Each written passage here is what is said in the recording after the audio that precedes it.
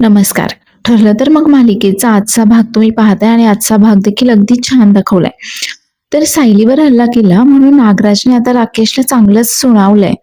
तर अर्जुन आता सायलीची मेमरी परत यावी, तिला लहानपणीच्या गोष्टी आठवाव्यात म्हणून लहानपणीचे प्रसंग आता रिक्रिएट करतोय. चला तर मग आजच्या भागाला सुरुवात करूयात. तर सुरुवातीचा सीन दाखवलाय की अर्जुन आता सावंतांसोबत फोनवर बोलत असतो. आता अर्जुन त्यांना विचारतो की हो, त्या स्केच आर्टिस्ट आलाय का? मी पोहोचतोच थोड्या वेळामध्ये. त्यावर आता सावंत सांगतात की स्केच आर्टिस्ट तर आलाय आणि स्केचही केव्हाही काढून होईल, पण एक प्रॉब्लेम झालाय. तो वॉचमन मात्र गायब आहे. त्यावर आता अर्जुन बोलतो की अहो, तो त्याच्या कोणी मित्राकडे वगैरे गेला असेल. त्यावर सावंत सांगतात की आम्ही त्याच्या घरी जाऊनही चौकशी केली, त्याच्या कामाच्या ठिकाणी देखील चौकशी केली आणि त्याच्या घरच्यांकडनं तो कुठे कुठे जाऊ शकतो त्या ठिकाणांची देखील आम्ही सगळी काही चौकशी करून घेतलीये, पण तो मात्र कुठेही सापडला नाहीये. त्याचं असं अचानक गायब होणं मात्र संशयास्पद वाटतंय. पण ही गोष्ट तर आपल्या तिघांव्यतिरिक्त दुसरं कोणाला माहीतही नव्हती. मग त्याला कोणी गायब केलं असेल बरं? त्यावर अर्जुन बोलतो की हे नक्कीच त्या हल्लेखोराचं काम असणार आहे. कदाचित तो आपल्यावर किंवा त्या वॉचमनवर पाळत ठेवून असेल. आणि असं बोलून अर्जुन आता फोन ठेवून देतो. पण आता अर्जुन विचार करतो की नाही, आता ही गोष्ट मात्र सायलीला सांगायला नकोय. आता तो इकडे सायलीकडे येतो. तर सायली त्याला सांगते की मी आलेच आणि ती खाली जायला निघते. त्यावर अर्जुन तिला विचारतो की आता कुठे निघाली आहेस तू? त्यावर सायली आता अर्जुनला सांगते की मी आईंकडे चाललीये. प्रियाच्या या सगळ्या वागण्यामुळे आता आई खूप डिस्टर्ब झाल्या असतील, खूप दुखावल्या गेल्या आहेत त्या, आणि म्हणूनच मी त्यांच्याशी बोलायला चाललीये. आणि कदाचित त्या जर अश्विन भाऊजींशी बोलायला गेल्या तर परत ते त्याच गोष्टीवर चर्चा करतील आणि वाईट वाटून घेत राहतील. म्हणूनच आता मी त्यांच्याशी बोलायला चाललीये. त्यावर अर्जुन आता सायलीला समजावतो की हे बघ, प्रियाशी आणि तिच्या बाळाशी आपला आता काही एक संबंध नाहीये. त्यामुळे तू देखील या सगळ्या गोष्टीचा जास्त त्रास करून घेऊ नकोस. आणि तू परत जाऊन मम्माशी त्याच गोष्टीवर बोलणार आहेस का? कदाचित मम्माने आता ती गोष्ट सोडून देखील दिली असेल, किंवा तिने स्वतःहून जर तुझ्याशी विषय काढला तर तू या गोष्टीबद्दल तिच्याशी बोल. तू उगाच जाऊन तिच्याशी या गोष्टीवर बोलू नकोस. तर आता सायलीला देखील ते पटतं आणि अर्जुन इथे सायलीला सांगतो की त्यापेक्षा तू आता तुला लहानपणीच्या काही गोष्टी आठवत आहेत का तन्वीच्या, त्यावर फोकस कर. तर आता सायली देखील सांगते की मला लहानपणीच्या काहीच गोष्टी आठवत नाहीयेत. नाही म्हणजे मी ज्या वस्तू पाहते त्या मला ओळखीच्या वाटतायत, पण मला लहानपणीच्या आठवणी का आठवत नाहीयेत. आणि तिला आता आठवतं की प्रतिमाने तिला तन्वीच्या लहानपणीचे खेळणे, तिचे कपडे वगैरे अशा बऱ्याचशा गोष्टी दाखवल्या होत्या. आणि तेव्हा मात्र सायलीला त्या गोष्टी आपल्याच असल्याचं वाटत होतं, त्याबद्दल आपुलकी वाटत होती. आता सायली अर्जुनला बोलते की आपल्याकडे तन्वीच्या ज्या काही गोष्टी होत्या त्या आधीच पाहून झाल्या आहेत आणि त्याबद्दल मला त्या गोष्टी ओळखीच्या तर वाटतायत, पण त्यावरून मला काही एक आठवत नाहीये. त्यावर आता अर्जुन देखील विचार करत असतो की आपल्याकडे अजून काही तन्वीच्या गोष्टी आहेत का की जे पाहून तुला काही आठवेल. आता खरं तर दोघेही विचार करत असतात. तर सायली बोलते की आता तर आपल्याकडे अशा काहीच गोष्टी नाहीयेत. आणि अचानक आता अर्जुनला आठवतं की तन्वीचं गाठोडं मात्र आपल्याकडेच आहे आणि ते पाहून कदाचित तुला काही आठवेल. नाही, तू मागे जेव्हा तन्वीचं गाठोडं पाहायचीस तेव्हा तुला त्या वस्तू पाहून त्रास व्हायचा, चक्कर वगैरे यायची. कदाचित तुला आता देखील त्या वस्तू ओळखीच्या वाटतील किंवा लहानपणीच्या काही गोष्टी आठवतील. आता या हेतूने अर्जुन आता कपाटातनं तन्वीचं ते लहानपणीचं गाठोडं काढतो. तर इकडे कल्पना आता अश्विनसाठी पोहे घेऊन आलेली असते आणि अश्विन मात्र अजूनही प्रियाच्याच वागण्याचा, बोलण्याचा विचार करून स्वतःला त्रास करून घेत बसलेला असतो. आता त्याची अशी अवस्था मात्र कल्पनाला पाहवत नाही. आता कल्पना त्याला बोलते की अश्विन, थोडेसे पोहे खाऊन घे. त्यावर अश्विन बोलतो की मम्मा. कल्पना देखील इथे अगदी रडवेली झालेली असते आणि कल्पना आता अश्विनला विचारते, अश्विन, तुला खरंच खात्री आहे का रे की प्रियाच्या पोटातील बाळ तुझं नाहीये म्हणून? कशावरून ते बाळ तुझं नसेल? आणि जर ते बाळ तुझं असलं तर? अरे तू इतका टोकाचा ठाम निर्णय कसा घेऊ शकतोस बरं? आता हे सगळं बोलताना कल्पना अगदी भावूक झालेली दाखवलीये. तर आता अश्विन बोलतो, मम्मा मला 100% खात्री आहे की हे बाळणं माझं नाहीच आहे. अगं तो आदिराज आणि असे कितीतरी जण असतील की ज्यांच्याबद्दल मला माहिती देखील नाहीये. अगं त्या मुलीने माझ्यासारख्या कितीतरी मुलांना त्याच्या प्रेमाच्या जाळ्यामध्ये ओढलं असेल आणि मी देखील तिच्या या प्रेमाच्या नाटकाला फसलो. पण आता नाही, मला ना त्या प्रियाची आपल्या घरावर अगदी सावली देखील नकोय. ते मूल माझं नाहीच आहे. त्यावर आता कल्पना अश्विनला बोलते, अश्विन तू आणि अस्मिता दोघेही किती वेगळे आहात ना रे. अरे अस्मिता या सगळ्यातून किती लवकर सावरली पहा ना. आणि आता ती आनंदात जगण्याचा प्रयत्न तरी करतीये. अरे पण तू या सगळ्यातून अजून देखील बाहेर पडलेला नाहीयेस. तू अजूनही त्या गोष्टींचा तुला त्रास करून घेतोयस. त्यावर अश्विन तिला बोलतो की मम्मा मी देखील या सगळ्यातून बाहेर पडण्याचा प्रयत्न करतोच आहे ना. आणि म्हणूनच मला त्या प्रियाचा किंवा तिच्या बाळाचा विषय देखील आपल्या घरामध्ये परत नकोय.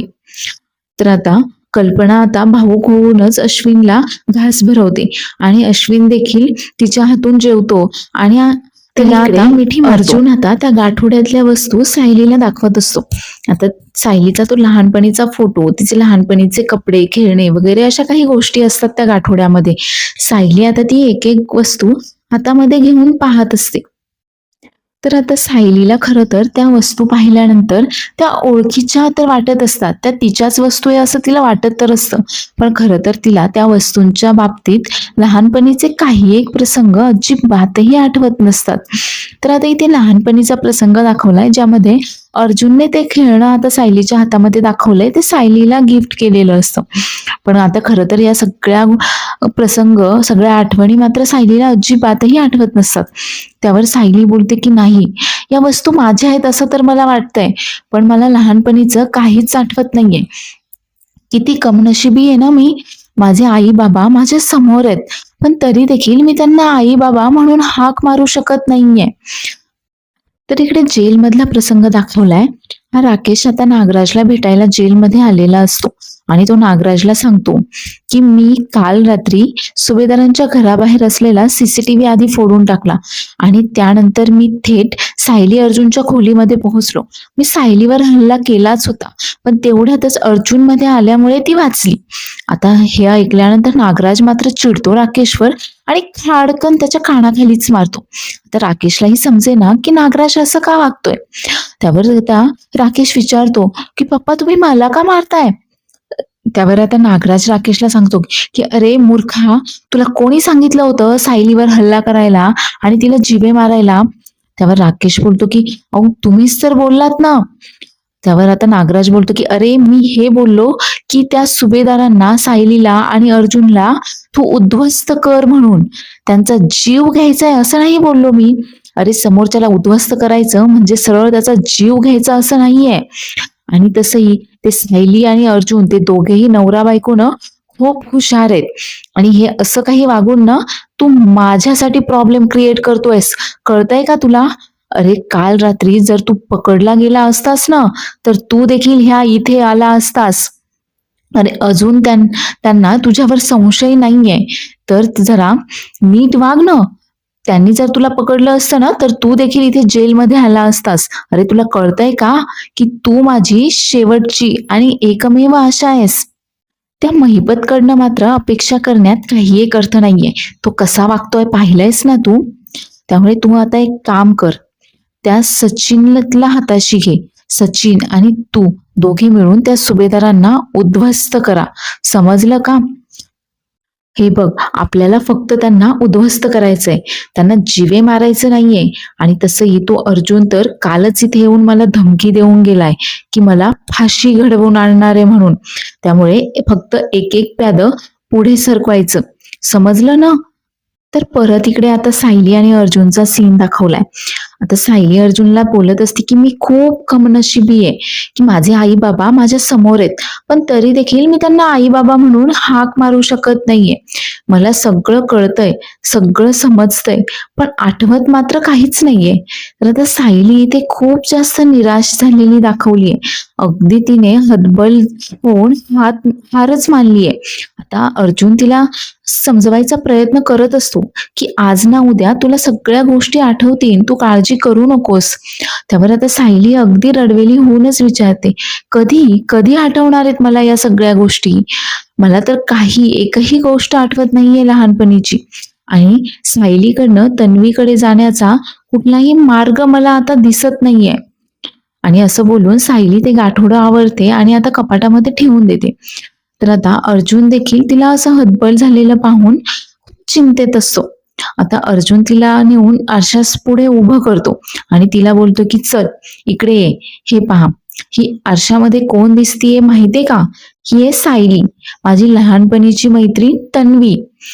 अगं लहानपणी तन्वी आणि अर्जुनचं नातं इतकं घट्ट होतं की फ्रेंडशिप म्हटलं की कोणालाही तन्वी आणि अर्जुनची जोडी आठवायची.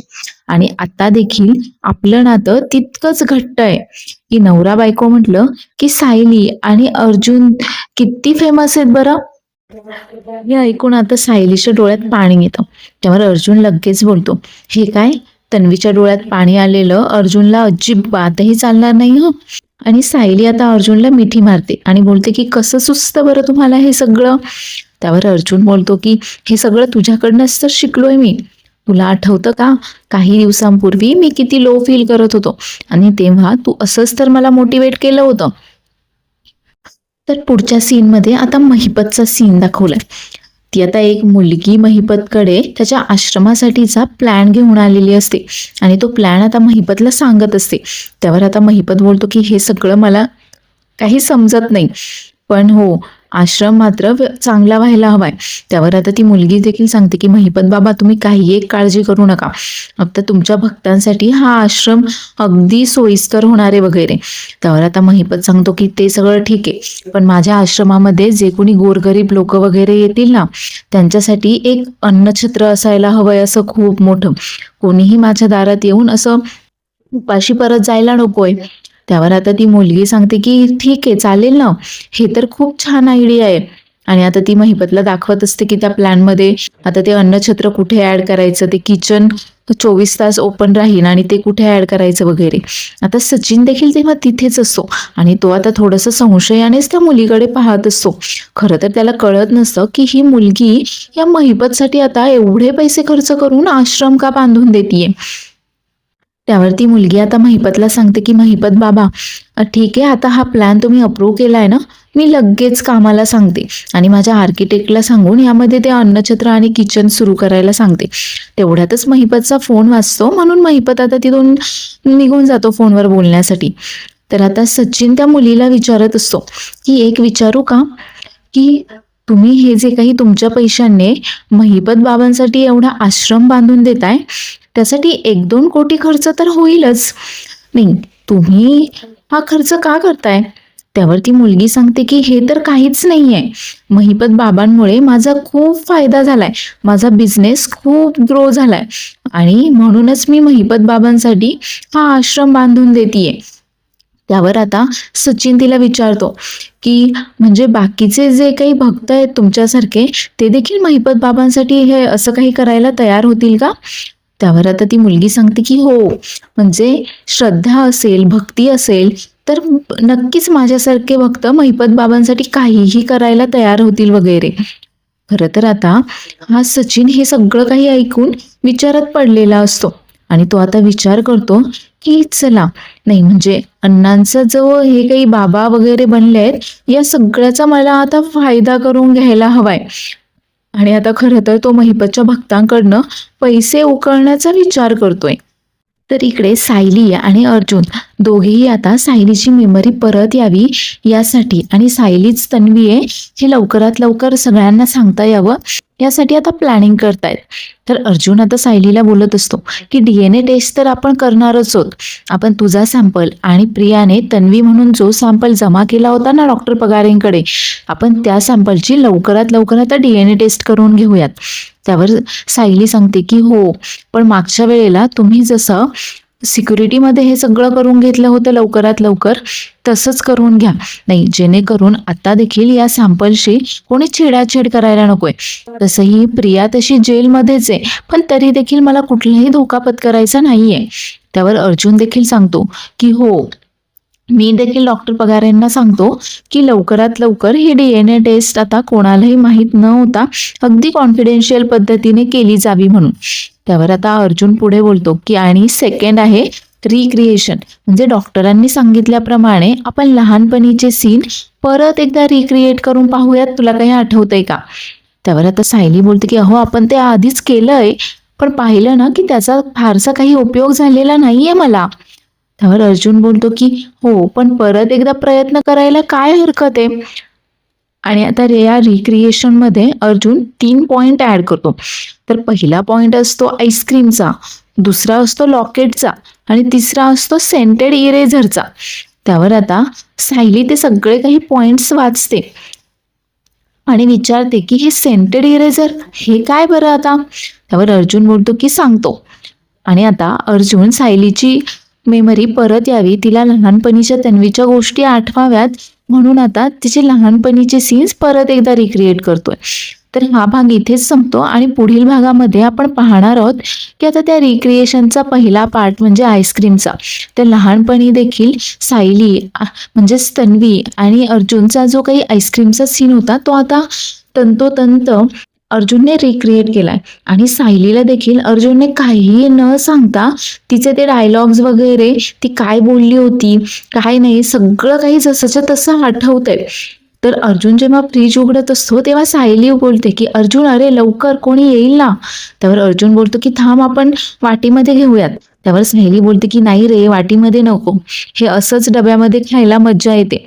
आणि अर्जुनच्या लक्षात येतं की ही सीन रिक्रिएट करताना सायलीला आता लहानपणीच्या गोष्टी हळूहळू आठवतायत.